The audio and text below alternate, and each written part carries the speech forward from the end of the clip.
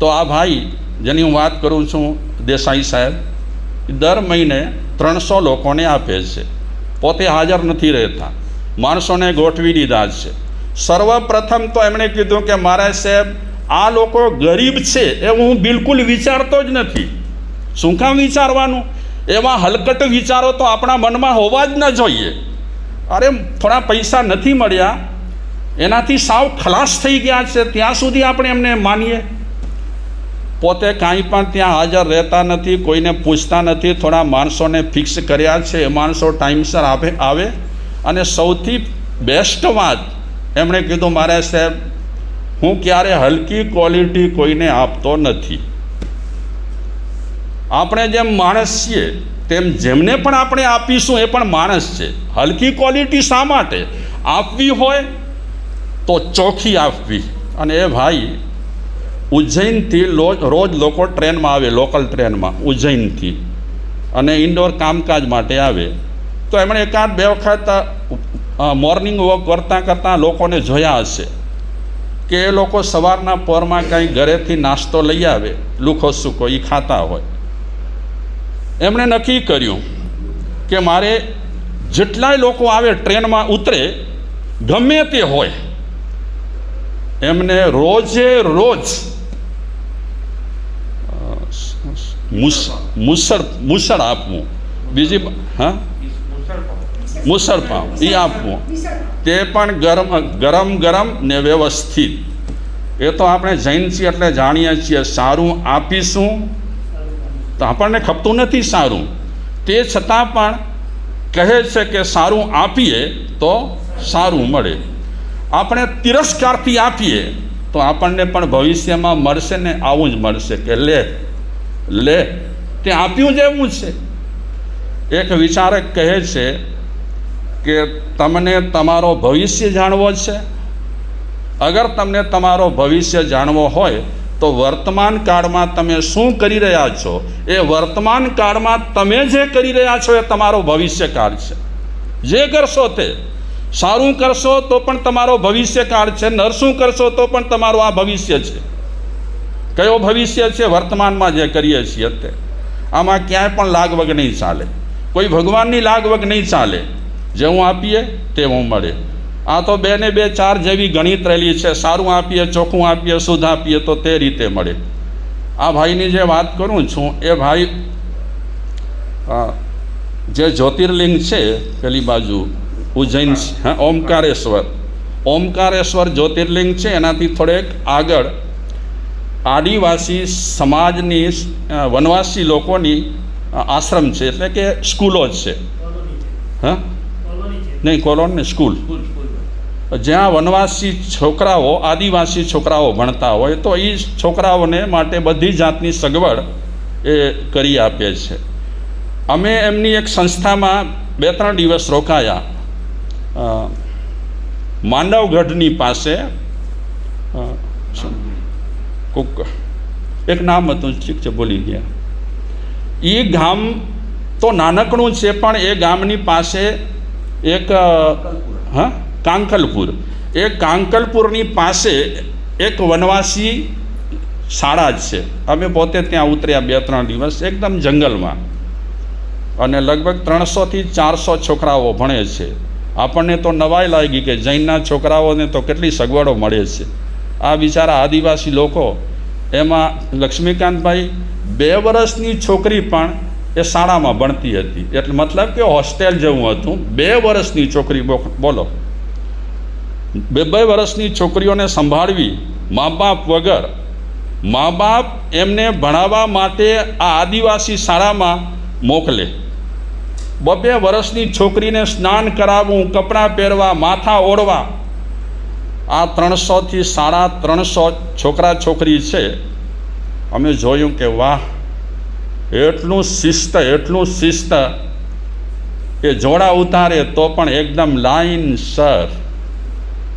જો આપણા જોડા જોજો, આપણા જોડા જોજો. અને એ લોકોના જોડા અમે જોયા, વાહ ભાઈ વાહ, કોને શીખવાડ્યું એ લોકોને? એટલું શિસ્ત. આટલા 350 આદિવાસી છોકરા, ઘોંઘાટ નહીં, તોફાન નહીં.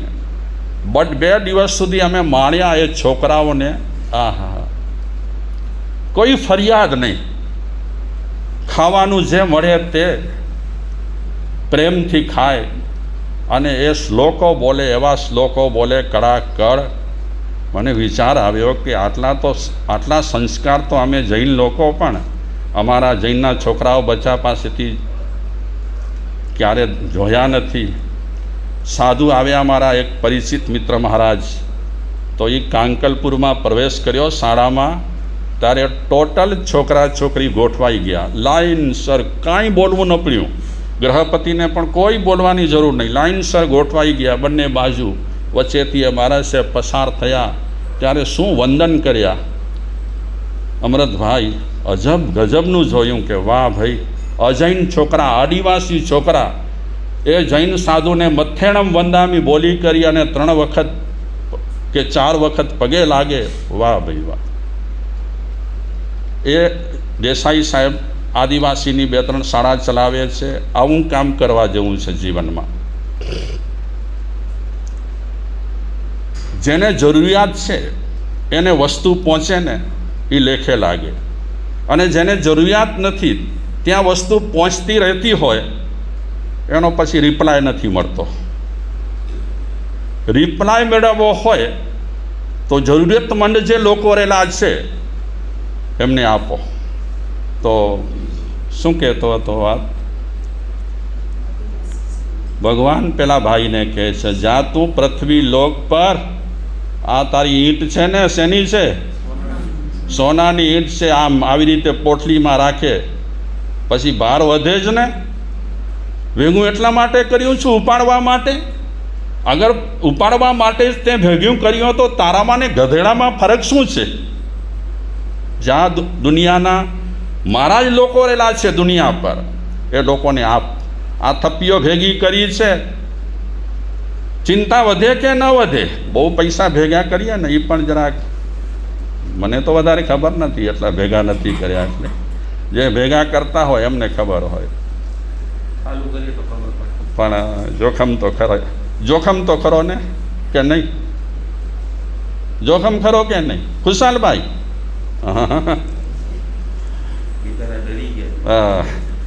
તો ભગવાન કહે છે, જા કામ કર, મારું જ કામ છે. હકીકતમાં આપણને જે સારા કામ કરવાનું સુજાડે છે ને, એ કોક તત્વ રહેલો છે. એ આપણને સારા કામ સુજાડે છે કે મારા વતીથી કરો. હું તમને જશ દેવા માગું છું, છે મારી તાકાત છે, બધે ઠેકાણે હું પહોંચી વળું, છતાં કરો તો ખરા, તમને ખબર પડશે. તો મેં વચ્ચે વાત કરી હતી રતન ટાટાની. 3માં એ ખુશ થયા નહીં. કેશવજીભાઈ જાગો છો? 3માં ખુશ ન થયા. શેમાં 3માં ખુશ ન થયા?